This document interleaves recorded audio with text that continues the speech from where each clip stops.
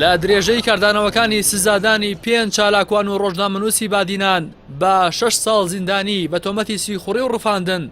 حاکم شێخ لەتیف لە نووسینێکدا تەواوی پێشێلکاریە یاسایەکان لە پرۆسی دادگایەکەدا دەخاتە ڕوو.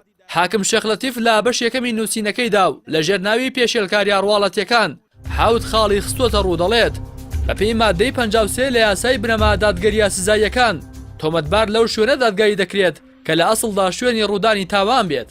بەڵام بەمەبەست دادگایەکە هێنراوەتە هەولێر چونکە دڵنیا بوون تاوانێک لە گۆڕێ نییە و هەر دادوەرێکی خاوەن ویژدان دادگایی ئەم کات بێبەریان دەکات. لەبەرەوەی پێشتریش دادگای داوانەکانی دوهۆک لە کەیسێکی هاوشێوەدا مامۆستا بەدەل بەرواری ئیفراج کرد و لە ناوەڕۆکی بڕیارەکەدا ئاماژەی بۆدا ئەو کردەوانی تۆمەتباری پێحەواڵی دادگا کراوە بریتیە لە ڕەخنەگرتن لە حکومەت و ئاستی خزمەتگوزارەکان و داواکردنی موچە کە ئەمانش تاوان نین و دەچنە خانەی ئازادی ڕادەربڕین.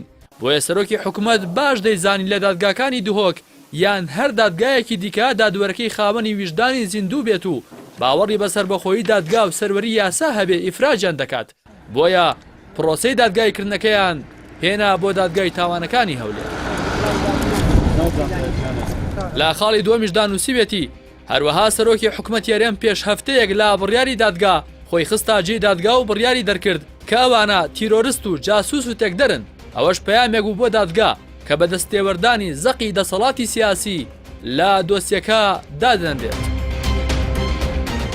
لە خاڵی سێمیشدا ئەو پسپۆڕە یاساییە ئەڵێت دادگایەکە پەلەپەل و هەڵپڕووکاندن بوو لە ڕاستیدا هەر بەناو دادگاییکردن بوو. لە دوو ڕۆژ یەک لە دوای یەک کێشەکە بە پەلەیەک لای کرایەوە بێ ئەوەی دادگا خۆی جارێکی دیکە بەڵگەکان تاوتوێ بکات. سەبارەت بە بەڵگە دەنگیەکانیش گەرچی تۆمەتباران نکۆڵیان کردبوو کە ئەو دەنگە هی ئەوان بێ و داوایان کردبوو بۆ کەسانی شارەزا بنێردرێ بەڵام دادگا ئەو داواکاری پشتگوێ خست. تۆمەتبارانیش سەرجەمیان نکۆڵیان لە تاوانەکان کرد. لە پێشلکاری چوارەمیشدا حاکم شێخ لەتیف ئاماژە بە پێشلکارێکی مەترسیدار و بێپێشینە دەکات کەوتە لە نوێنەری ئەنجومەنی یاسایشی هەرێم لە هەردوو قۆناغی لێکۆڵینەوە دادوەری وەرگیراوە کە ئەوە پێچەوانەی یاسایە چونکە دەستگای یاسایش وەک پۆلیس ئەرکی سۆراخ و کۆکردنەوەی بەڵگەکانە لەو تاوانانەی بەپی یاسا دەکەونە دەسەڵاتی خۆیان و ئەوان ناون بەتەرەف لە هیچ دۆسەیەکدا و تەنها داواکاری گشتی نوێنەرایەتی مافی گشتی دەکات. هاوکات تۆمەتباران لە بەردەم دادگا ڕایان گەیاند ڕوبەڕووی هەڕەشە و فشاری مادی و معنەوی و ئازار و ئەشکەنجە بوونەتەوە و هەڕەشەی ناموسیان لێکراوە.